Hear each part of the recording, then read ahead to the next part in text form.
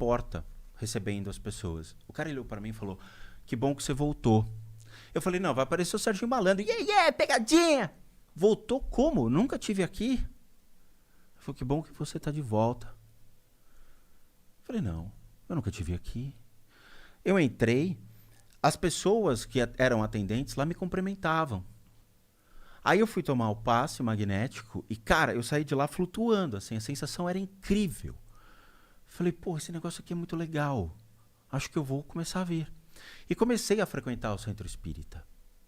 Achei muito legal. Mas eu não seguia a doutrina. Eu queria o conhecimento dos caras. Então eu comprei todos os livros do Kardec. Eu tinha uma biblioteca assim vasta. Eu tinha mais de 1000 livros em casa. E comprava literatura para tentar entender o que tinha acontecido comigo. O que era aquilo? O que eu estava enxergando? Que tinha que ter uma explicação lógica. Com o passar do tempo, o centro espírita já não estava me atendendo às necessidades. Aí um dia eu fui tomar um passe lá, e durante o passe magnético o cara parou. E não pode parar. O cara parou e me cutucou. Falou, eu queria falar um negócio com você. Falei, outro que vai se apaixonar por mim, eu vou falar que eu tô cagado. Ele olhou e falou, tem um anjo atrás de você. Dentro da crença dele, tá bom? Ele acreditava nisso. Eu falei, ok, e o que eu faço com esse negócio? Ele falou, não sei. Eu falei, pô, se você trabalha no centro espírita, você atende, você tem uma responsabilidade, você não sabe o que eu faço com isso, então, a partir de agora, fica difícil você atender minhas necessidades. Eu levantei, eu olhei para trás e falei, vão para casa. Cara, do caminho do centro espírita até a minha casa, eu senti um negócio esmagando a minha coluna, mas ele apertava, uma dor monstruosa. Quando eu cheguei em casa, parou. Eu falei, mais um ponto de interrogação. Por que isso? Aí eu entrei na onda do esoterismo. Aí comecei a comprar livros sobre magia, estudos de teologia, coisas mais aplicadas. E eu entrei na Ordem Rosa Cruz, entrei em ordens esotéricas e comecei a tentar buscar, por meio dessas ordens, um conhecimento. E é muito interessante o que a gente encontra nessas ordens, cara. É muito legal. A gente fala que é coisa do Satã, coisa do demônio, e não é. Não é nada muito complexo entrar, né? Não. A Ordem Rosa Cruz, não. A maçonaria um pouco mais. Eu fui chamado pela maçonaria para... Acho que foi a Globe, grande loja brasileira, que me chamou na época. Mas eu não aceitei. Porque o passe custava caro. Os caras estavam querendo o passe para entrar na maçonaria. Entendi. Eu falei, não vai rolar. A Ordem Rosa Cruz, não. Você entra lá, os caras te explicam que tem aqui do lado uma loja. Tem aqui do lado uma loja da Ordem Rosa Cruz. Entendi. E me encantei. E aí comecei a estudar. Você estuda em casa, você não é obrigado a frequentar nenhum lugar, não é obrigado a ter acesso a esse tipo de coisa, só recebe os livros em casa e lê. É Qual muito que é a legal. filosofia do Rosa Cruz?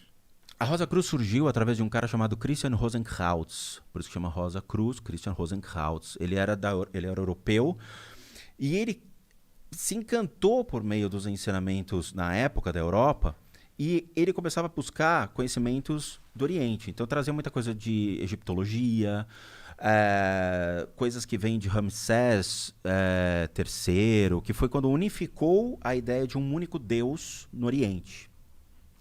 Então ele traz esses conceitos, mas é saber coisas simples sobre o esoterismo. Quem é você, o que é o mundo que te rodeia, coisas desse tipo. É muito simples, não tem nenhum problema com isso. Qualquer um pode entrar, tá? Tem uma mensalidade que você paga, que é por causa dos livros, os gastos de envio e tudo mais, mas não tem nada demais. Aí eu comecei a gostar do negócio.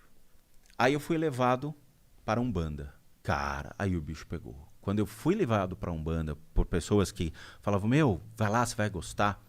Eu lembro que para tentar me convencer a entrar no lugar, levaram uns 40 minutos.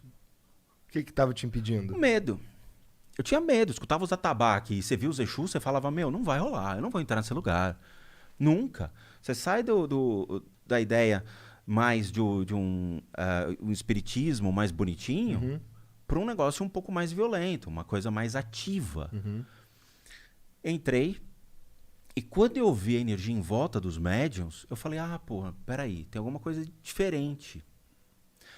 E eu me encantei pela magia da Umbanda. Eu achei lindo, cara, a dança, os ornamentos. Você começa a ver que aquilo, entre aspas, é um teatro para verdades que você vai escutar na hora de você tomar um passe lá, conversar com a entidade.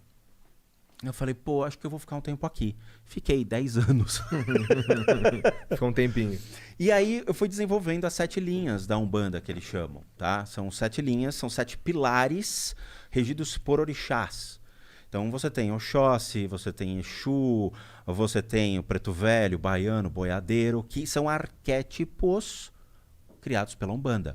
A Umbanda surgiu em Niterói, dentro de um centro espírita kardecista. Por quê? Porque um cara tava lá e viu um caboclo. E ele falou, pô, o que é isso? É um demônio. Não. E aí começou a trazer. Porque você vai pra África, não existe isso. Você não chega lá e fala, ô, traz um boiadeiro aí. O cara, boiadeiro na África? Não existe. Então você começa a entender que aquilo são arquétipos criados para fazer com que espíritos que estejam aqui trabalhem. Como eles perderam a sua consciência e estão vagando por aí, eles se tornam ferramentas para esses orixás para poder ajudar as pessoas que estão lá procurando ajuda. Entendi. Ponto, acabou. Então você está falando com um preto velho, ele nem é preto nem é velho. Não é. Mas o cara tá lá para te ajudar. Claro, não é questão egóica. Eu quero uma casa, eu quero uma mulher, me dá dinheiro. Não. Mas ele vai lá para te escutar. E muitas vezes só o ato de escutar já te ajuda muito. Porque pelo menos alguém está te ouvindo. Às vezes a maioria das pessoas não tem alguém para conversar. E busca amparo nesses lugares. E é legal. Aí eu lembro que uma vez eu estava numa fila para tomar passe. Eu geralmente fico quieto, fico de cabeça baixa, não falo com ninguém. Aí eu tomei um arrepio do lado esquerdo. Eu falei, lá vem. Aí eu olho. Cara, tem um cara, parece um mouro. Vestido de cigano. Aí eu tomei um tranco, passou uma funcionária da casa, eu segurei ela e falei, me tira uma dúvida.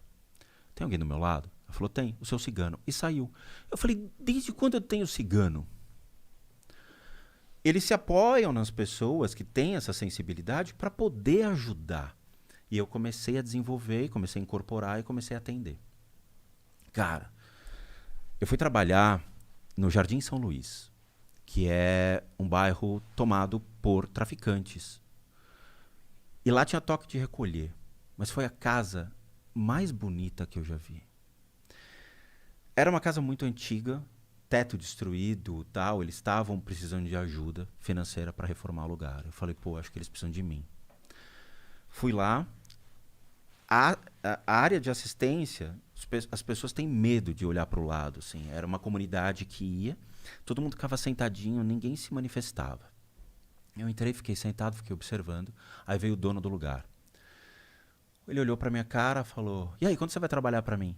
Ele não sabia nada de mim, era o primeiro dia. Eu falei, desculpa, senhor, eu não estou aqui para trabalhar, não sei. Ele falou, você vai trabalhar para mim, se prepara. Eu falei, não, senhor, não vou não. Eu só vim aqui para conhecer o lugar. Não, se prepara. É engraçado porque o cara era funcionário de uma empresa chamada Mali Metal Leve, que era listada em bolsa de valores. E era uma empresa que eu analisava em bolsa de valores. Cara, as coisas se cruzam de uma maneira monstruosa. Cheguei lá, fui tomar o passe, eu comecei a sentir umas coisas estranhas. Ele chegou pra mim e falou, você vai trabalhar pra mim, estão chamando. Eu falei, não estão não. Linha cruzada, pode pegar o cara do lado. E eu não quero Linha brincar. Cruzada, os jovens não entenderam, tá ligado? Difícil ter hoje isso. Eu peguei de linha cruzada em casa, cara. Eu me divertia com o telefone fixo, era demais, cara. Porque eu falei para as pessoas que o parente tinha morrido, nunca façam isso, cara. Peguei a linha cruzada. Alô, Albertina, como vai, João? Eu falei, João morreu, como é que é? Juro, isso aconteceu, cara. Criança é uma meleca. Eu também fiz alguns trotes. Mas o trote era passivo, cara. Eu que recebi, eu ligou em casa. Não, tá certo, tá certo. Brincadeira. Aí eu comecei a ter receio daquilo, mas eu ia, eu gostava. Aí eu falei, quanto o senhor quer para fazer toda a reforma do teto? Eu falei, preciso de tanto. Eu falei, eu vou te trazer o dinheiro. Aí eu ia lá e dava dinheiro pro cara. Eu me senti honrado em ajudar o lugar. Aí um dia que me convenceu a trabalhar lá foi o seguinte. As mulheres usavam roupas, cara, lindas, aquelas roupas de baiana, e giravam, e giravam. Lindo ver, é lindo ver. E estavam tocando o ponto do, acho que era de baiano mesmo, tal, e ele se assustou, ele falou, não, não, não, pode parar. Ele estava vendo crianças descendo e se manifestando. Ele falou, não, não, isso aqui é herê. E parou. Aí teve uma moça que ele pegou, tirou um lenço e vendou a mulher. E girou ela, e ela girava no meio, ela parou e ela ia na direção de cada um, sem errar. Lembra do carrinho de bate e volta que a gente tinha? Que batia na parede e voltava? Eu imaginei, ela vai ser bate e volta, tá ligado? Ela vai ficar na parede assim. Ela sabia exatamente onde estava cada um. Ela não errou um cara pra cumprimentar. Aí eu chamei o dono do lugar. Eu falei, ô, explica, por que você vendeu ela? Ele falou, porque o herê dela é cego. Ele não tem que ver. Eu falei, nossa, é aqui que eu vou ficar. Aí comecei a atender lá. Aí tu começou a trabalhar pro cara. Comecei. Cara, era uma lição de vida pra mim. Eu aprendi